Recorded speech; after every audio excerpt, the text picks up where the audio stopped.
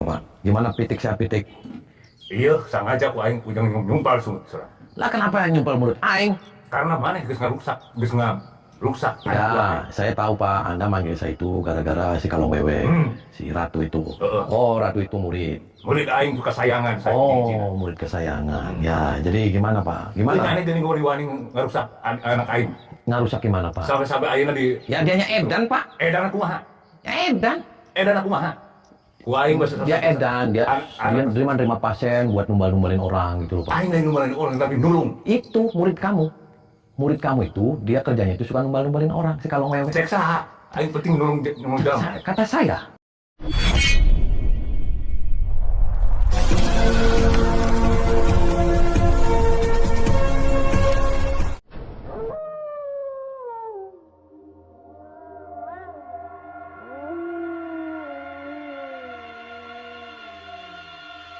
Assalamualaikum warahmatullahi wabarakatuh.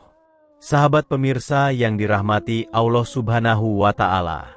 Selamat menyimak kembali kisah dakwah Ustadz Kang Ujang Bustomi dan semoga keberkahan senantiasa terlimpahkan kepada kita semuanya. Aksi Kang Ujang ini adalah ketika beliau berduel hebat dengan guru dukun santet Kiai Badar Maulana. Sang dukun ingin melakukan balas dendam atas perbuatan Kang Ujang yang telah menghajar dan menghancurkan para muridnya. Lalu bagaimana aksi hebat Kang Ujang ketika berduel dengan sang kiai guru dukun santet tersebut? Silahkan disaksikan kisahnya selengkapnya. Dan semoga Allah Subhanahu wa Ta'ala senantiasa memudahkan Kang Ujang Bustomi dalam menjalankan setiap misi dakwahnya.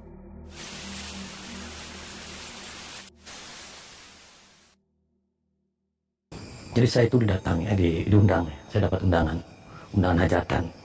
Itu sama Kiai Badar Maulana. Yes, serem beneran ya Badar Maulana. Jadi Badar Maulana ini adalah gurunya si Kucing Garong. Kalong Wewe, Kucing Garong. Jadi makanya saya datang ke sini. Saya silaturahmi, dia marah-marah, ya sudah. Saya datang, saya mau silaturahmi, saya mau ketemu, saya mau ngopi, saya mau ngejak dangdutan. Kalau Rangga, aduh Rangga maning Pak. Allahumma sholli ala Muhammad ya Rabbi sholli alaihi wasallim. Allahumma sholli ala Muhammad ya Rabbi sholli alaihi wasallim. Rabbi fanfa'na bibarakatihim wahdina al-husna bihurmatihim. Rabbi fanfa'na bibarakatihim wahdina al-husna bihurmatihim.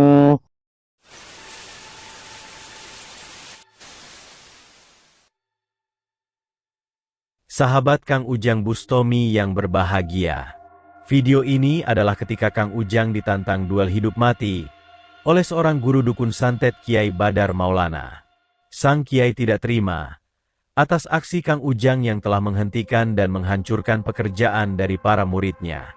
Hal tersebut bermula dari ketika Kang Ujang mendatangi dan mengobrak-abrik sebuah tempat ritual menyesatkan perkumpulan dukun Kalong Wewe.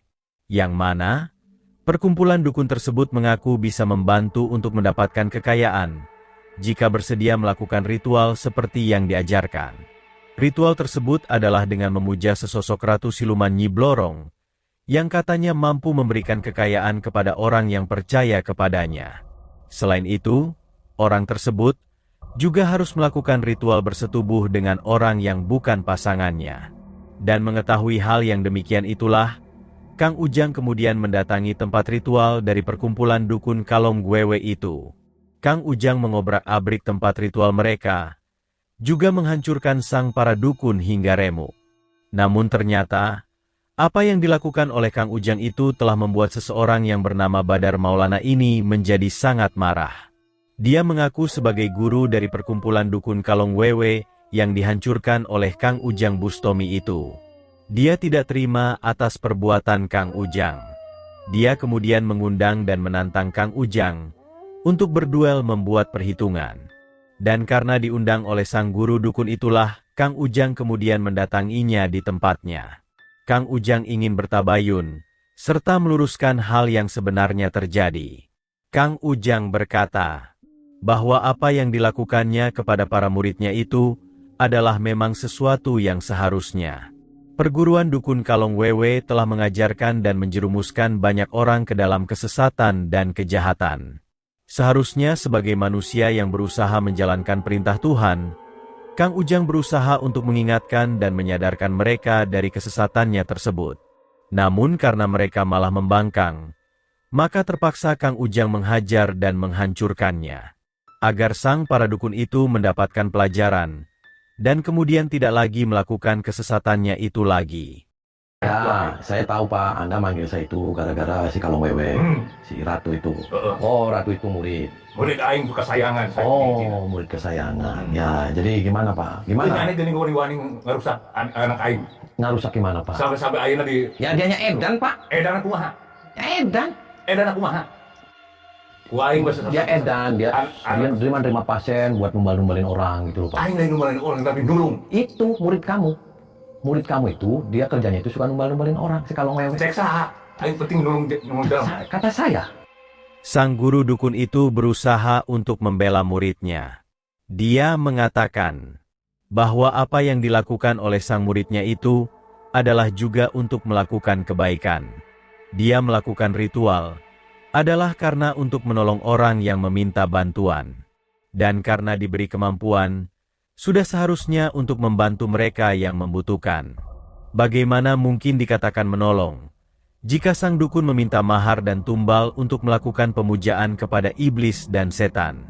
Mana mungkin dikatakan kebaikan jika mereka mengajarkan hubungan bersetubuh dengan orang yang bukan pasangan? Perbuatan tersebut adalah hal terkutuk yang sangat dilarang oleh Tuhan. Dan itu hanyalah modus untuk menuruti syahwat ajaran iblis yang menyesatkan. Seharusnyalah Kiai Badar Maulana dan muridnya sadar akan ajarannya tersebut, dan bertobat atas semua yang dilakukannya itu. Kiai Badar malah semakin marah mendengar perkataan Kang Ujang Bustomi. Dia masih berusaha untuk membenarkan perbuatannya. Yang dilakukannya itu adalah ajaran dari para leluhur, juga tuntutan dari ilmu yang dimilikinya. Seharusnya Kang Ujang tidak ikut campur urusan orang lain. Dan di saat itulah sang kiai kemudian mengancam Kang Ujang Bustomi. Jika Kang Ujang tidak meminta maaf dan terus ikut campur, maka saat ini pula, dia akan menghajarnya dan membunuhnya. Terus itu golok buat apa ada golok Pak? Sengaja golok udah ngebunuh seorang atas. Oh, bunuh saya. Terus saya salah apa Pak main bunuh golok? Enak aja kamu. Nggak rusak usaha saya. Sampai satu usaha saya bangkrut gara-gara. Lah, yang bangkrut kan biasanya bangkrut. Kalau nggak bangkrut, tetap balik nih Pak sama saya Pak. Ya. Kamu jauh-jauh manggil-manggil saya itu ngapain? Pak itu kasihan pitik Pak, lepasin. Siap. Ayo Pak, dua Pak. di saya. Terus pitik maksudnya buat nyumpel saya apa? Buat nyumpel murid kamu? Jumpel buat kamu. Lah, itu ngapain Pak? Itu Sengaja saya ngapain? untuk ngebakar kamu. Oh, Saya siapkan di awal. oh mau ngerebus saya. Ya. Dengan kesombongannya, Kiai Badar Maulana ingin membunuh Kang Ujang Bustomi. Dan di saat itulah Kang Ujang kemudian berkata bahwa dia datang sebenarnya lah juga untuk menghancurkannya. Kang Ujang tahu sang kiai dan muridnya adalah orang-orang sesat yang harus dihentikan. Dan jika sang kiai tidak bisa disadarkan dengan baik-baik, maka Kang Ujanglah yang akan memberikan kehancuran. Serius ya Pak? Serius. Anda sudah hebat Pak. Saya lebih hebat dari kamu. Oh, Anda sudah kuat Pak. Ya. Serius. Serius. Nggak bohong, jangan bohong Pak. Udah jangan banyak bicara. Oke Pak. Lu jual gue borong Pak. Ya, siap. Ya, siap Pak.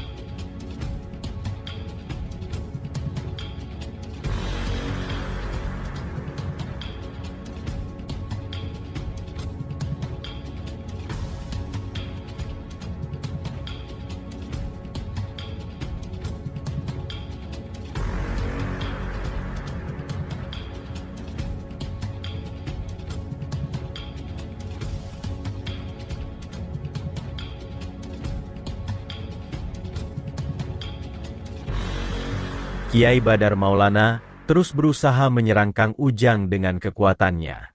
Ilmu iblis mengerikan itu menghantam dan ingin menghancurkan sosok tangguh yang ada di hadapannya. Akan tetapi, Kang Ujang Bustomi masih sangat kuat dengan ilmu hikmahnya. Sehebat apapun sang kiai itu menyerang, sedikit pun tak mampu menggoyahkan Kang Ujang Bustomi. Sampai pada akhirnya, kekuatan Kang Ujanglah yang kemudian menunjukkan kehebatannya. Ketika ilmu hikmah pamungkas Kang Ujang menghantam, tubuh sang guru dukun itu langsung tumbang terkapar tak berdaya. Dan tidak hanya itu saja. Mulut sang dukun mengeluarkan darah, dan sepertinya dia sekarat meregang nyawa. Maka tamatlah riwayat Kiai sesat Badar Maulana, sang guru dukun santet yang sangat berbahaya itu.